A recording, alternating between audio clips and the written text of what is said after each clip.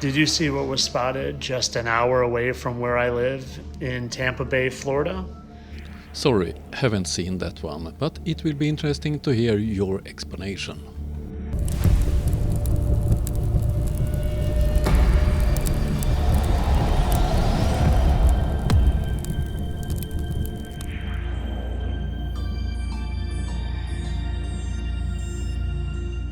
This is the YouTuber Fittest Flat Earther.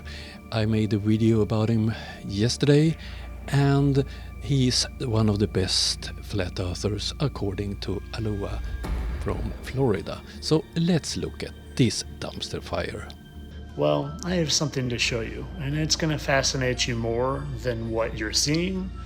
Yes, it fascinates me to listen to fools making silly claims, so let's hear it.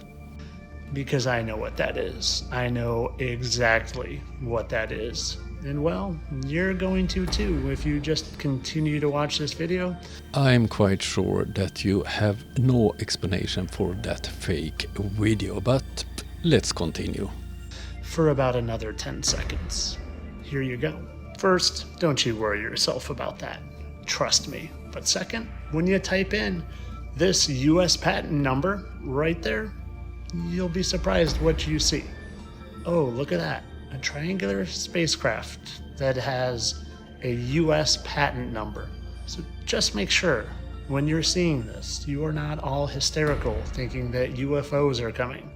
Because, well, we know who owns that. We know who made that. And they might try to pass it off as something else.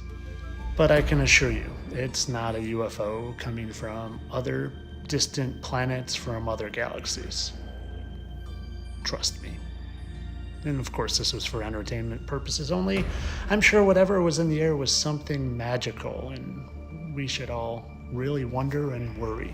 Entertainment only. Let's have a look at that patent. It was posted by John Quincy St. Clair, and it's not a patent, it's a patent application. He didn't get the patent on that one. And Mr. St. Clair have posted several other patent applications. Let's look at some of them. A walking through walls training system? Great one. He didn't get a patent on that one either. Let's look at one more. And here we have the remote view amplifier. And he didn't get a patent on that one either. Let's look on one more. Full body teleportation system. That was a great one, but he didn't get a patent on that one either. Oh dear. If you want to know more about this man, you can buy this book, The Mysterious Patents of John Quincy St. Clair. And it's volume 1. Have to look if I can find volume 2 also.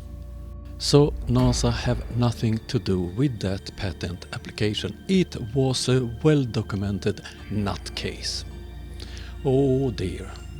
This was all I had for you this time. We'll be back soon. Have a nice day. See you. Bye.